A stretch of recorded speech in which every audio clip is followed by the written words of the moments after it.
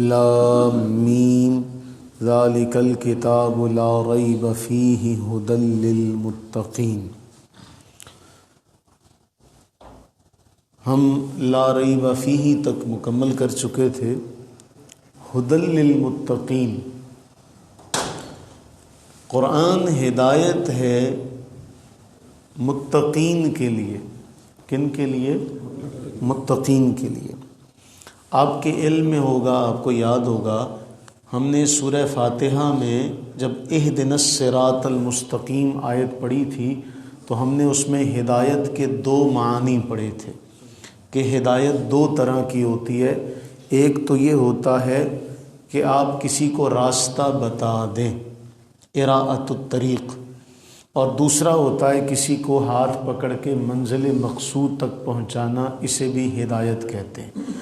قرآن کریم ھدی للمتقین کے اندر آپ کو دونوں معنی ملیں گے۔ کس طرح سے وہ سمجھیے گا۔ قرآن ہدایت ہے، یعنی سیدھا راستہ بتانے کے اعتبار سے قرآن مجید تمام لوگوں کے لیے ہدایت ہے، چاہے کوئی اللہ سے ڈرنے والا ہے یا ڈرنے والا نہیں ہے۔ مثلا قرآن کریم ہدایت ہے، ساری دنیا کے لیے ہدایت ہے۔ قرآن کریم میں اللہ رب العزت نے بڑا واضح طور پر فرمایا سورہ بقرہ میں، شہر رمضان الذی انزل فیہ القرآن ھدی للناس، کہ رمضان وہ مہینہ ہے جس میں قرآن کریم اتارا گیا جو تمام لوگوں کے لیے ہدایت ہے۔ وہاں ھدی للناس کا ذکر ہوا۔ پھر قرآن کریم میں سورہ آل عمران میں فرمایا ھذا بیان للناس وھدی، یہ لوگوں کے لیے جو بیان ہے نصیحت کا، اس میں ہدایت بھی ہے۔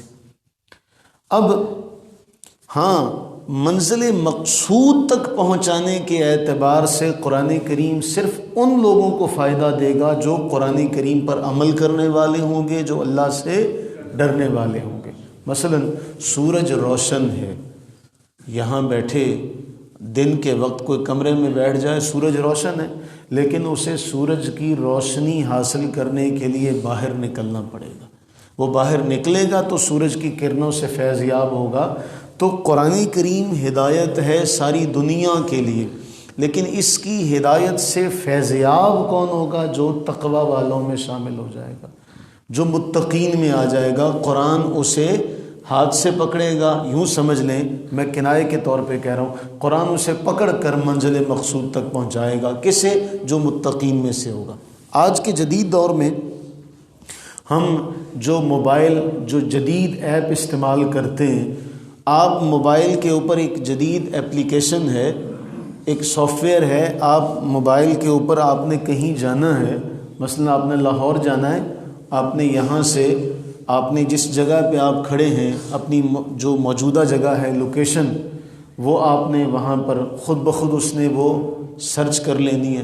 جس جگہ آپ نے جانا ہے آپ وہ جگہ اس کے اوپر درج کرتے ہیں کہ جی ہم نے فلاں جگہ جانا ہے، پھر آپ اس کے اوپر جب اس کو یہ آپشن دیتے ہیں تو وہ آپ کو اس جگہ تک پہنچانے کے سارے راستے بتا دیتا کہ جی لاہور یہ راستہ بھی جاتا ہے، یہ راستہ بھی جاتا ہے۔ اب آپ اس راستے پر چل پڑتے ہیں۔ اب اس میں جدید ترین آپشن میں یہ بھی ہے کہ آپ کس پر ہیں، آپ سائیکل پر ہیں، آپ بائک پر ہیں، آپ گاڑی پر ہیں، آپ جس بھی سواری پر ہیں، آپ اس سواری کے اوپر کلک کرتے ہیں، اس کے اوپر اشارہ کر دیتے ہیں۔ اب وہ آپ کو آپ کی سپیڈ بھی بتاتا ہے۔ جہاں آپ غلط مڑ جاتے ہیں دائیں بائیں تو وہ آپ کو موبائل بول بول کر بتاتا ہے کہ نہیں، آپ نے دائیں مڑنا تھا، آپ بائیں مڑ گئے۔ بلا تشبیہ، بلا تمثیل، قرآن کریم دنیا کی وہ عظیم الشان رب کا وہ کلام ہے کہ دنیا کی کوئی شے اس کے ساتھ اس کی مثال نہیں دی جا سکتی۔